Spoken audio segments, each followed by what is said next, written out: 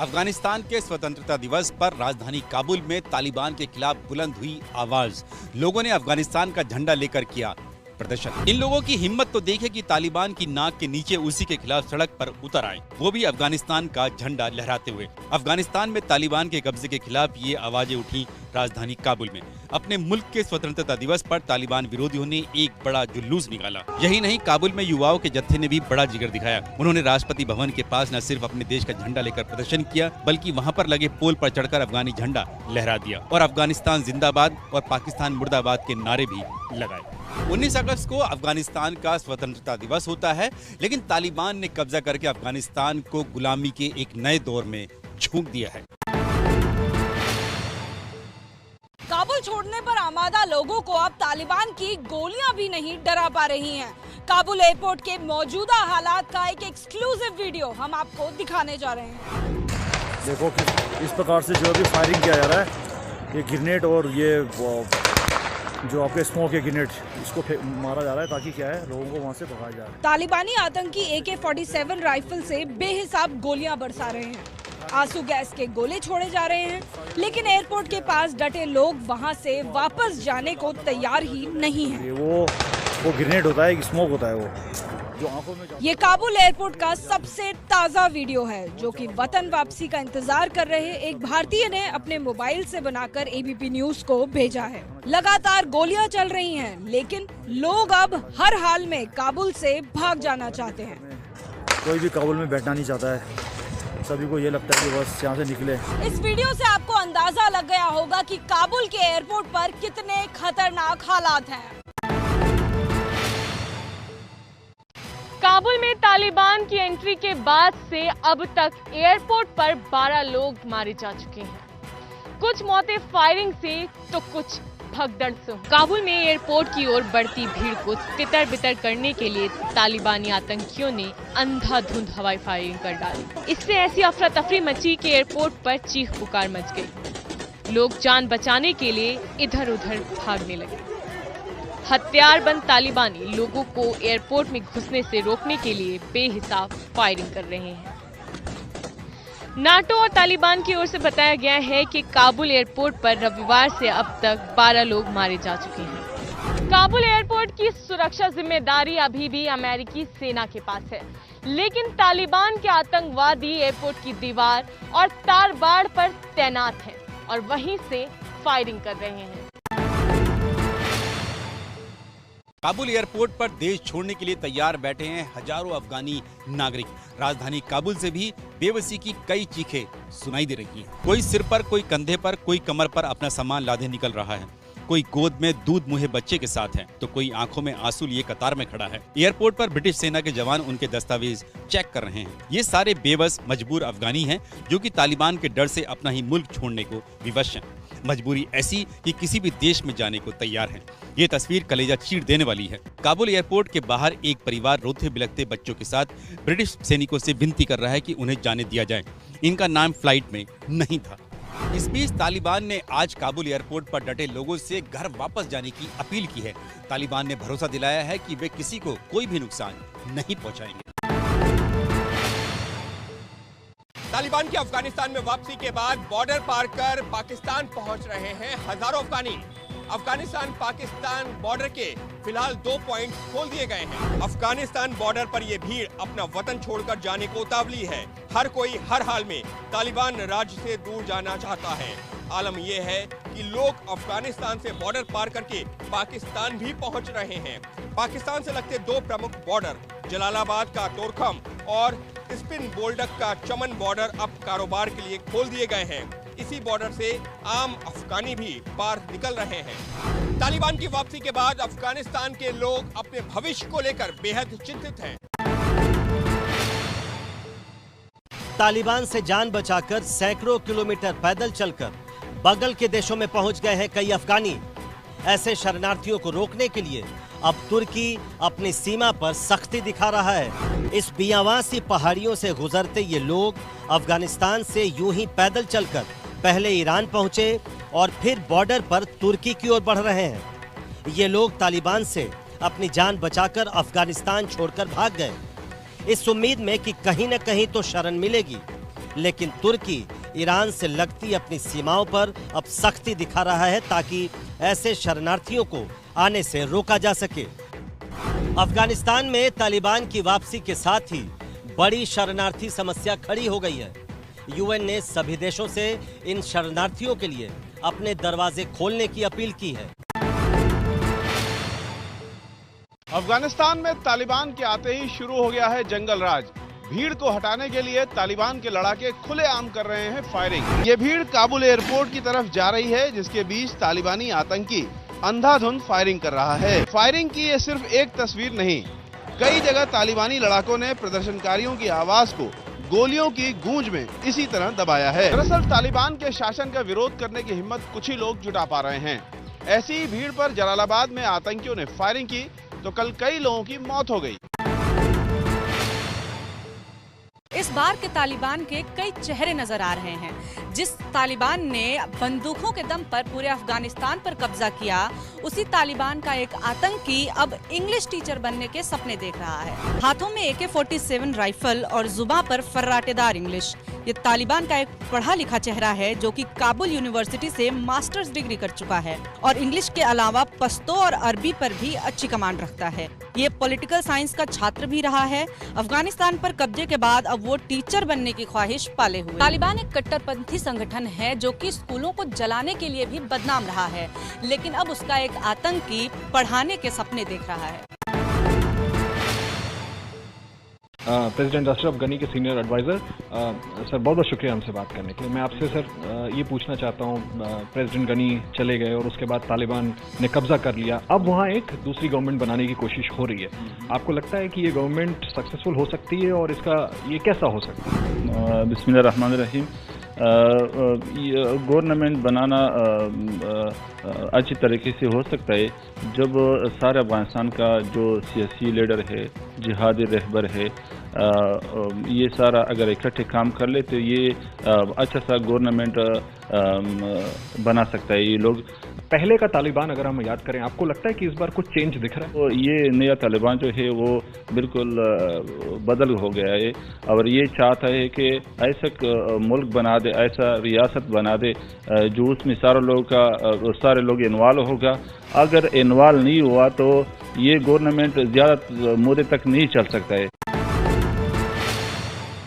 जम्मू कश्मीर में नहीं थम रहा राजनीतिक कार्यकर्ताओं पर आतंकी हमलों का सिलसिला।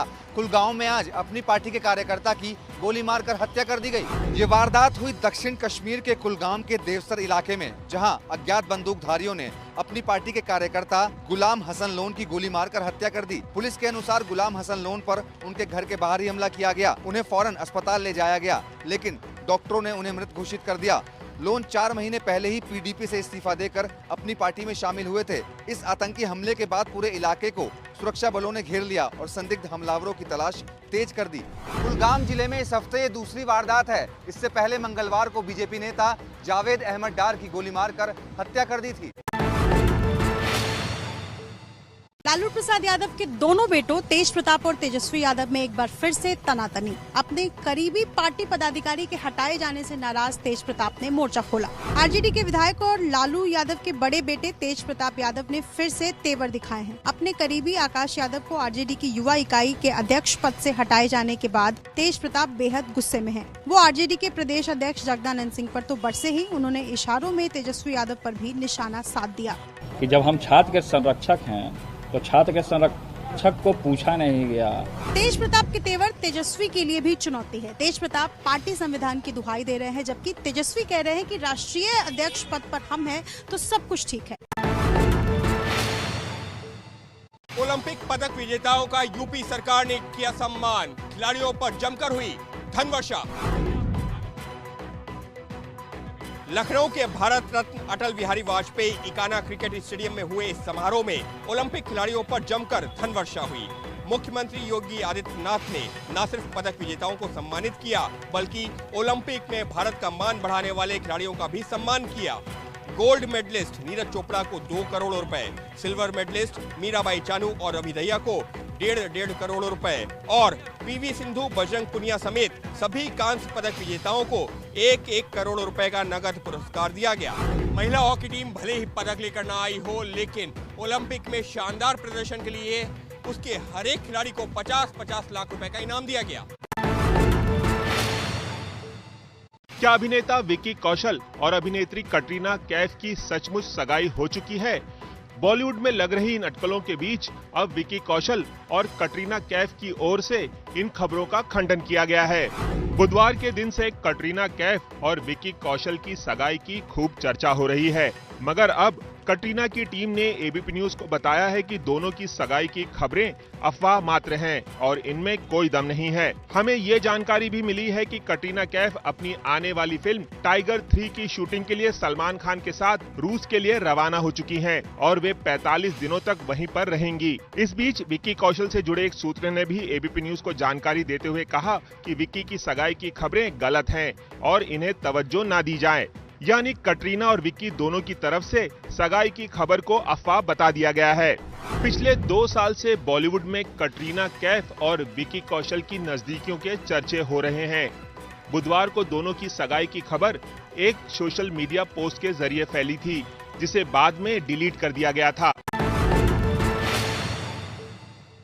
कैलिफोर्निया के जंगलों में लगी आग ने अमेरिका के लिए एक बड़ी चुनौती खड़ी कर दी है। कई दिनों से सुलग रही ये आग अब रिहायशी इलाकों को चपेट में ले रही है। भीषण आग है, जलती हुई बस्ती है, आसमान की ओर उठती ऊंची ऊंची लपटें हैं, गाढ़े काले धुएं के बादल हैं और आग बुझाने की कोशिश में जुटे आसमान पर मंडराते एयरक्राफ्ट हैं। अमेरिका के उत्तरी कैलिफोर्निया के जंगलों में लगी आग जब बस्तियों तक पहुंची तो ऐसी हाहाकारी तस्वीरें सामने आई।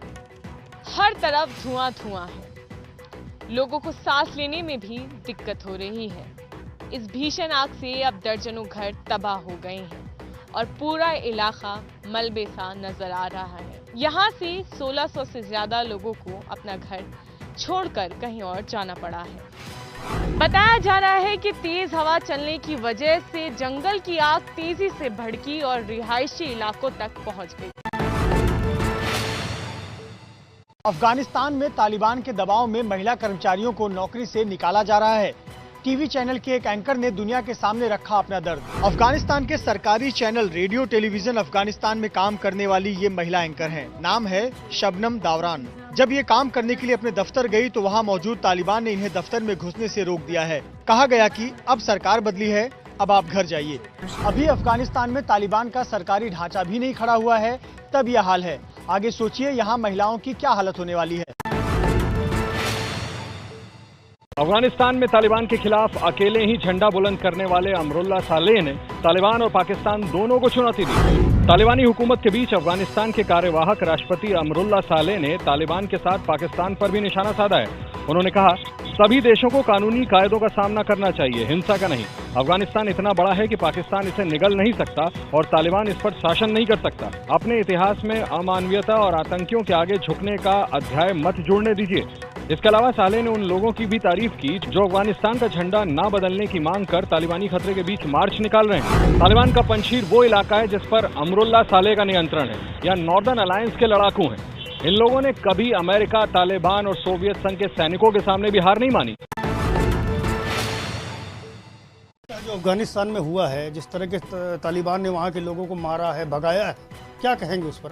देखिए, तालिबानी जो है वो जालिम हैं। तालिबानी खुद ही प्रताड़ित है, खुद ही पीड़ित है। नहीं, अब अफगानी पीड़ित है, लेकिन वहाँ पर जो तालिबानी है ये कहीं समंदर पार से नहीं आए, तो उन्हीं की पैदावार है ना, वहीं की पैदावार है। हमने ये कहा कि उनका मुल्क है और वो 20 बरस तक मारे फिरे हैं। अमेरिका ने जितना भी जुल्म किया वो सब उन्होंने झेला, मरे। उनके खानदान, कोई खानदान ऐसा नहीं होगा जिसके 2-4 लोग न मरे हों। तो जाहिर सी बात है कि अब जब उनके हाथ में सत्ता आ रही है तो वो खुशी मनाएंगे और किसी की खुशी मनाने में हमें तकलीफ नहीं होनी चाहिए। तालिबान का समर्थन करने वालों पर बरसे मुख्यमंत्री योगी आदित्यनाथ। योगी ने कहा, ऐसे लोगों को बेनकाब कर देना चाहिए। अध्यक्ष जी तालिबान का समर्थन कर रहे हैं कुछ लोग, महिलाओं के साथ क्या क्रूरता बरती जा रही है वहां पर। बच्चों के साथ क्या क्रूरता बरती जा रही है अफगानिस्तान में। लेकिन कुछ लोग बेशर्मी के साथ तालिबान का समर्थन किए जा रहे हैं, तालिबानीकरण करना चाहते हैं। ये सभी के चेहरे एक्सपोज किए जाने चाहिए समाज के सामने। दरअसल समाजवादी पार्टी सांसद डॉक्टर शफीकुर रहमान बर्क और all India Muslim personal law board के सदस्य सज्जाद नोमानी ने खुलकर तालिबानी आतंकियों की तारीफ की थी। ऐसे में योगी ने खुलकर ऐसे लोगों पर निशाना साधा है। पश्चिम बंगाल में ममता सरकार को लगा बड़ा झटका। कलकत्ता हाईकोर्ट का आदेश, कहा सीबीआई की जांच हो उन सारे मामलों में जहां हिंसा हुई है चुनाव के पूर्व। कलकत्ता हाईकोर्ट ने पश्चिम बंगाल में चुनाव के बाद हुई हिंसा की सीबीआई जांच के आदेश दिए हैं। ये जांच कोर्ट की निगरानी में की जाएगी। इसके लिए एसआईटी का गठन होगा। हत्या और रेप के मामलों की जांच का जिम्मा सीबीआई का होगा। दूसरे मामलों की जांच एसआईटी करेगी। कोर्ट ने राज्य सरकार को हिंसा से पीड़ित लोगों को मुआवजा देने का भी आदेश दिया है। कोर्ट ने सीबीआई और एसआईटी से 6 हफ्ते में स्टेटस रिपोर्ट मांगी है। कोर्ट ने कहा है कि राज्य सरकार जांच कराने में नाकाम रही है। पश्चिम बंगाल में 2 मई को विधानसभा चुनाव हुए थे, जिसके बाद लगातार हिंसा हो रही थी और मामला अदालत तक पहुँच गया, जिसके बाद अदालत ने ये फैसला सुनाया है। 23 अगस्त को मिलने का वक्त दिया। अगले सोमवार 23 तारीख को दिन में 11 बजे उनसे मिलना है, टाइम तय हो गया और मिलेंगे। उसमें से पहले से ही जो हमने पत्र भेजा था तो मिलने के इच्छुक जो एक समुदाय मिलेगा, समूह मिलेगा, उनकी सूची हम दे दिए थे। नीतीश कुमार ने पीएम के पास जातीय जनगणना कराने को लेकर सर्वदलीय प्रतिनिधि मंडल के मिलने का समय मांगा था। नीतीश के अलावा बिहार के बाकी दलों के नेता भी पीएम मोदी से मुलाकात कर रहे हैं। बिहार समेत कई राज्य जातिगत आधार पर आबादी की गिनती कराए जाने की मांग कर रहे हैं। इसके साथ ही अब जातिगत आधार पर आरक्षण कराए जाने की भी मांग बढ़ जाएगी।